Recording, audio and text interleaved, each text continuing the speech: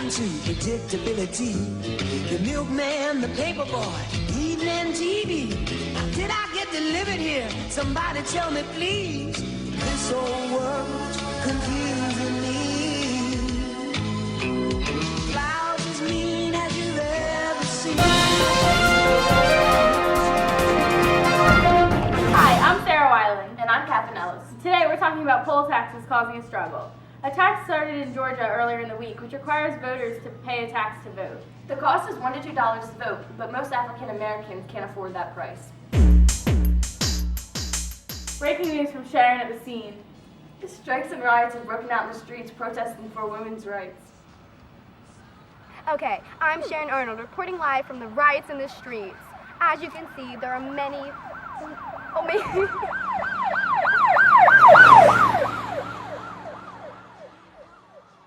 As you can see, there are many women protesting for their rights in this street right now. Wow, look at them go.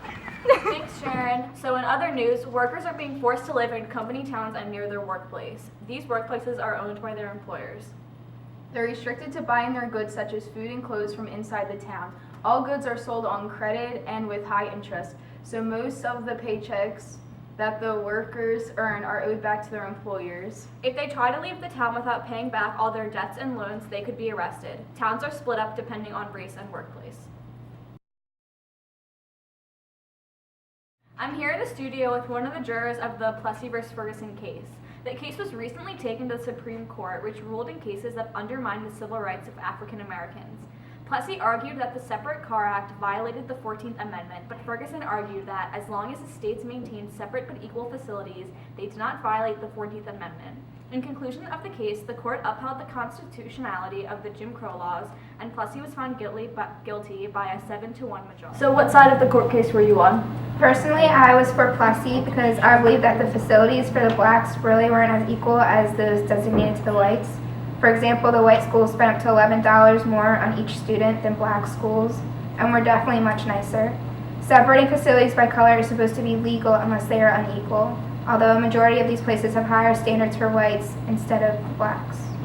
I'm sure many of our viewers agree. Thank you for coming on our show.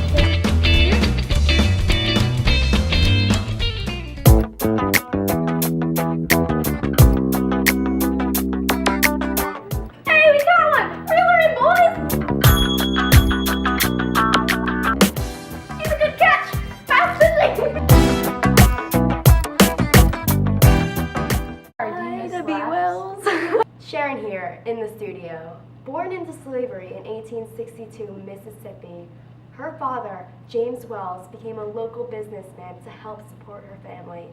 We have that lovely woman here today. Ladies and gentlemen, Ida B. Wells.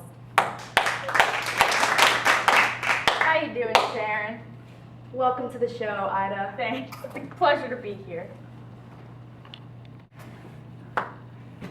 So Ida, why don't you tell us a little bit about your childhood? Well, Sharon, I had always been raised to stand up for African American rights. When I was a young adult, I moved to Memphis to become a teacher and ended up joining an African Methodist Episcopal church.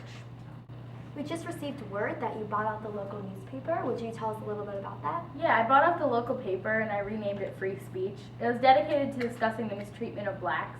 One of the big topics we talked about was the misuse of lynching. For all of you at home that don't know what lynching is, we have an example for you. This video is not suitable for young children due to violent content. Please do not try this at home. Viewer discretion is advised. Any last words? You're not my dad! You just want to hear something! Wow, that was graphic. It's hard to believe lynching is legal. What are your thoughts? I personally think it's disgusting. I ended up writing a pamphlet on Southern horrors of legalizing lynching. You should go check it out on SoundCloud. It's fire. And eventually I toured Europe and helped organize a women's fight club for African American rights. The Wannamakers, if you want to make a great deal. Look at this lamp. If you buy this lamp, You get another lamp free! Come to Wannamakers if you want to make a great deal.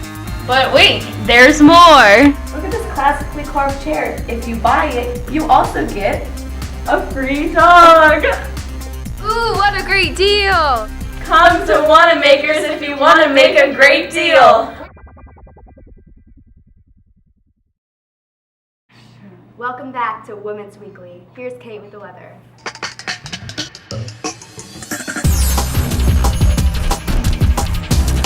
Weather with Kate. On Sunday, it will be mostly cloudy with a high of 62. On Monday, it will be showers with a high of 71.